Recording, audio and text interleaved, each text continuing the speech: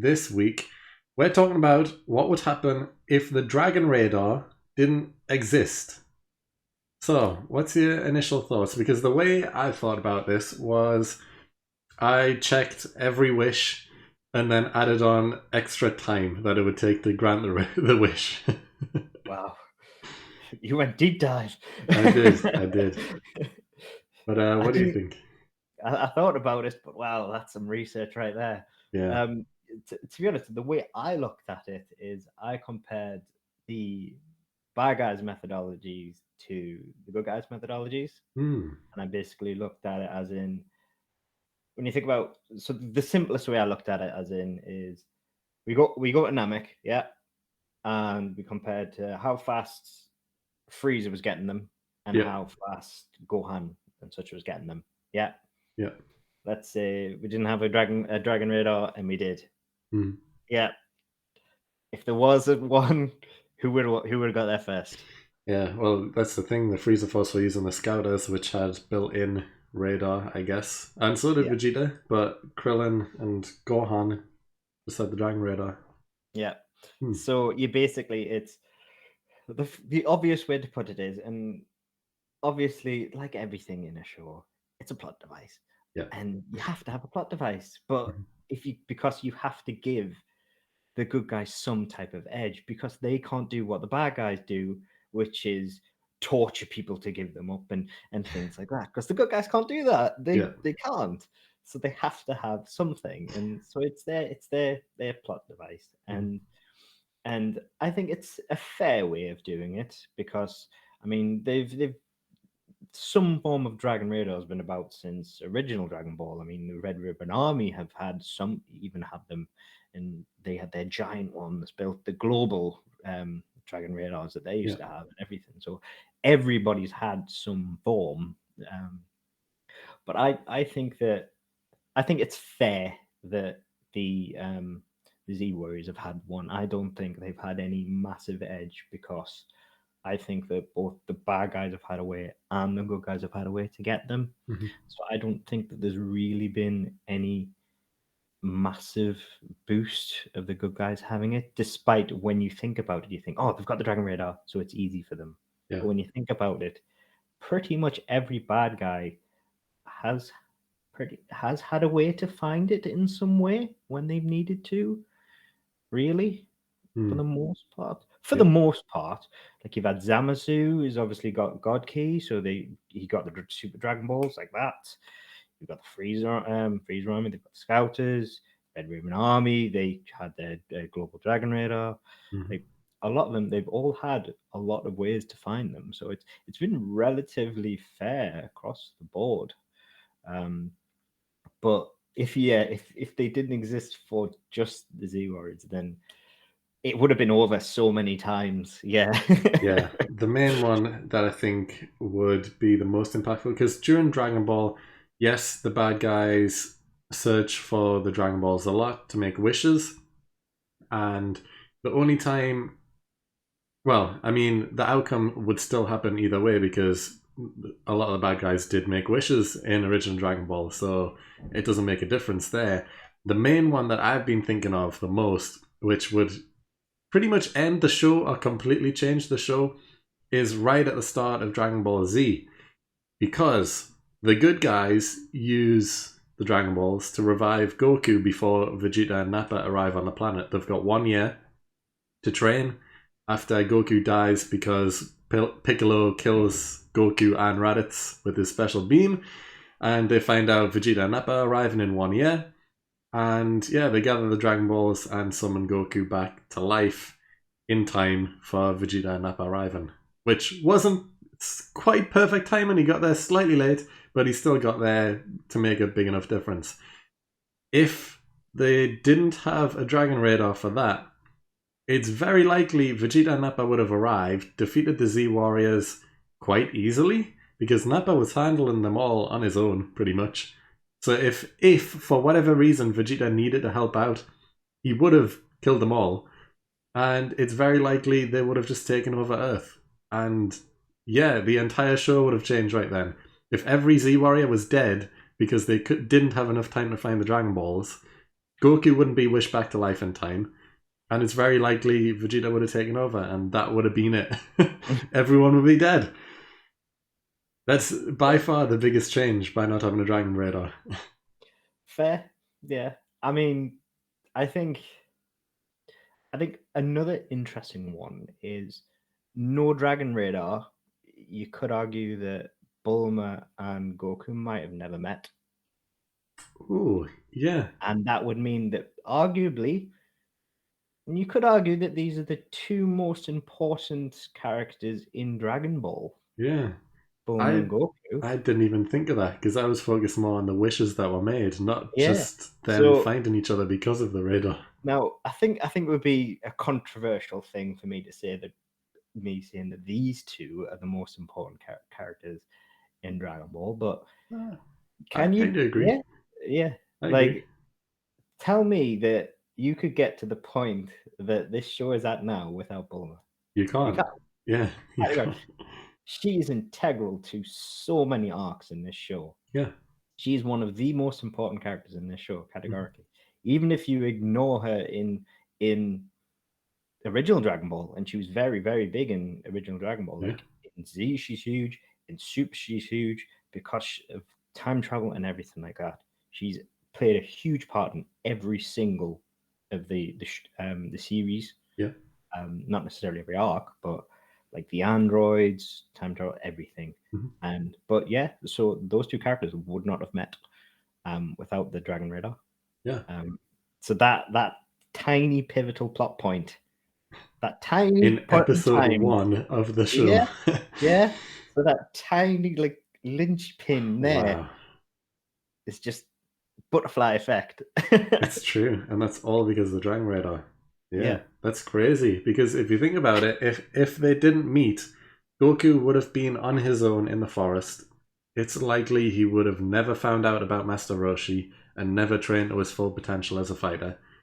And who knows? He was basically a jungle kid. He would have probably spent the rest of his life just in the jungle, growing older and slightly stronger, but never ever to the level that he is today. she only went out there looking for his Dragon Ball. It's the Yeah. only reason she was out there in the first place. Wow. That's Yeah. I didn't You even didn't even think of think of that. that, did No. you? Oh, you're the Dragon Ball expert. Yeah, I know. It's because I was so focused on the wishes and what would have happened if they couldn't have done the wishes. Like, I guess, yeah, that is definitely the biggest thing Yeah, because of the Dragon Radar. yeah. But because I made some notes, let's talk about the other wishes anyway. So yeah, like I said, it's very You on your unlikely. mind, haven't You have a bit. I? I didn't even think of that. But yeah, like Vegeta would have taken over Earth if they didn't have enough time to find the Dragon Balls. Other wishes that happened: Mr. Popo wished for the revival of all Namekians killed by Frieza, which probably still would have happened, just at a later time. It would have taken longer for them to get the Dragon Balls, for the Namekians to be revived, but it probably still would have happened the same. Also, Z Fighters used the balls to revive everyone killed by Cell. Again, similar thing. It would have probably still happened. It would have just taken longer. Krillin used the Dragon Balls to remove the explosive devices from inside the androids. Now, I think this is a big one because Android 17 and 18, well, especially 18, only becomes a good guy because she sees Krillin make that wish and then falls in love with him for kind of saving her from being an evil android with an explosive device inside her.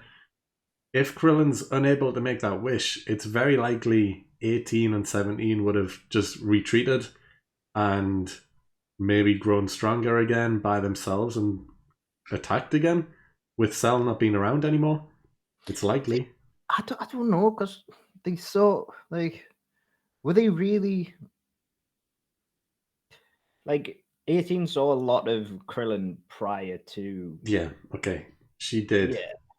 But again, I suppose yeah, 17 I can't speak for, but 18 saw a lot of Krillin Yeah. prior and saw a lot of him trying to be a better person. Like he saw that she saw he could have basically blown to bits. Yeah. um so I think that's a maybe, but and I think if they'd if they give him the chance, basically, like you got Gohan standing there over 18 saying, "Look, behave," or I think they would have backed off.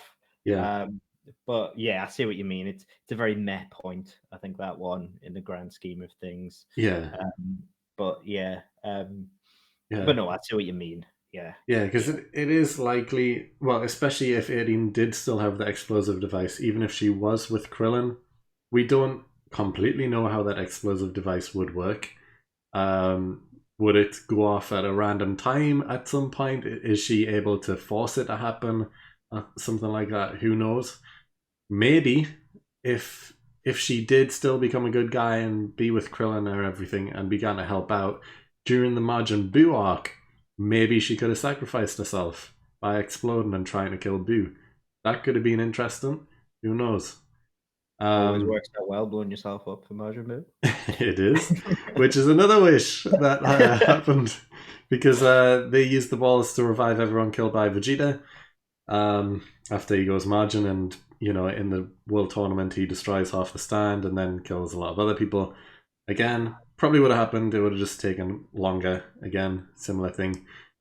And the final one is they used the balls to erase the memories of Margin Buu from everyone on Earth, which is a wish that wouldn't have happened because it would have taken more time to gather the balls. And during this extra time it would have taken to get the balls, it would have been impossible to, hide Majin Buu from people for that long. So they would have either had to keep him held captive somewhere, hidden from the world, or they would have had to send him away. And I don't think Buu would have just left, you know? See ya. Yeah, he wouldn't have left. He wouldn't have went to a different planet. So it's very likely he might have just tried to attack them again. Yeah, just regress. Yeah. And yeah, that would have caused more fighting, and Vegeta and Goku. Well, actually, Vegeta would have still been dead, and yeah, it would have been up to Goku to then try and kill Majin Buu again. Oh, God, Interesting. if without the Dragon Radar, it would have just been. It's just such a necessary plot device. You need to have access to the Dragon Balls Yeah. fairly readily. Mhm. It's just, I mean, it's also handy that Bulma does relatively collect them quite often. I mean, All the I time. noticed, yeah, yeah, like even in the most recent film, Broly, she started making a super Dragon Radar. Hmm. Um, so I think they're kind of prepping that as well. Did they explain what the difference is between That, that one and the old one? that it does the Super Dragon Balls. Ah, right. Yeah, yeah, yeah, yeah.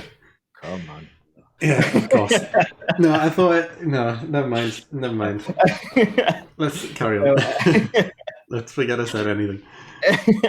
um, but um, but yeah, so it's like they're just kind of prepping in advance, but I think they're just, yeah, I think it's a necessary plot device that they have to have safe, Mm, because otherwise the bad guys are just always going to have the upper hand, because the bad guys are always going to be after. It's always going to be the main thing that the bad guys are after. Um, I do think it's cute that in Broly film that they did get Frieza to not want invincibility and just the extra height. I did like that they did that. yeah. That they did change it a bit. I mean, technically, you could argue that Goku and Vegeta were the bad guys in the film for not wanting Vegeta, not letting Frieza get his height. They're the bad guys in that one. Just let Frieza have his height. I don't understand why he wanted that height, if I'm honest. Like, it seems out of character almost.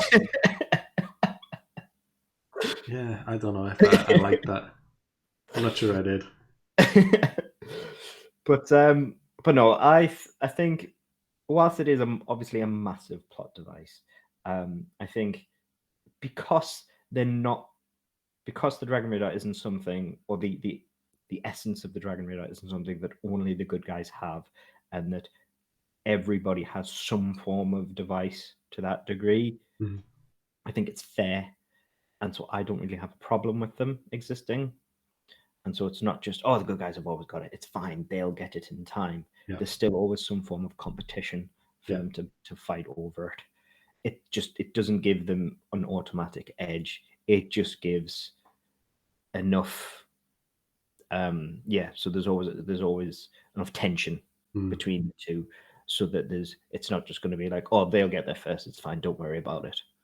And I think that's what you needed. Like on Namek, I think Namek's the best example of where there's a race against time, where there's always going to be who's going to get there first. I think Namek was the best example of when that was the case. Yeah, because that was like best. That was three groups. That was Frieza Force, that was Vegeta, and that was Krillin and Gohan as well.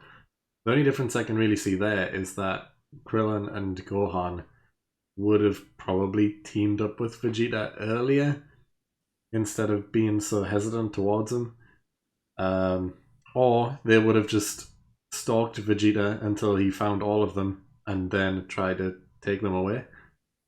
Yeah, that's the only difference I can see. Really, they slowed down Vegeta, if anything.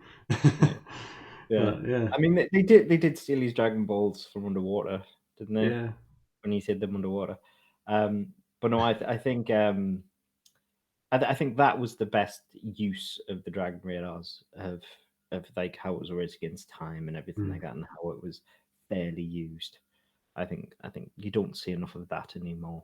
Yeah, I think it's all they've already been collected or things like that. Yeah, so I would like to see it. It's like back in the original Dragon Ball, like where you had like basically where you first got introduced to Bulma, where you saw her collecting them. It's like you don't see some of the simpler things anymore. Yeah, because I can understand why to a degree, because there's so much they have to fit in, but it is nice to see some of the simpler things. Yeah, all of original Dragon Ball, especially the early arcs, was Goku and Bulma going around collecting the Dragon Balls, going all the different places, finding new people along the way, like Yamcha, and it was great. Loved that. But now, like especially Dragon Ball Super, they've done it, I think 2 or 3 times. Right at the very start of Super is the one that I'm thinking of the most, where it begins, it's Bulma's party, and she just has all 7 Dragon Balls as a prize. And it's like, well, when did you collect those? Was there any difficulty? Who collected those? Did Bulma go around by herself? Did she get someone else to do it? Like, how did she get all 7? She doesn't even explain. And I'm sure that happens a second time as well after that, because they use the balls and then they've got them later on as well. Yeah, like, Battle of the Gods. Battle of the Gods is one of them, because they summon Shenron to find out how to get Super Saiyan God. Yeah, because Beavis wants to know. So she's already got them as a bingo prize. Yeah. Yeah. So that's at least one time where they've just automatically got them. Yeah. And another time is for the Broly film, they've automatically got them and they only have to steal one more.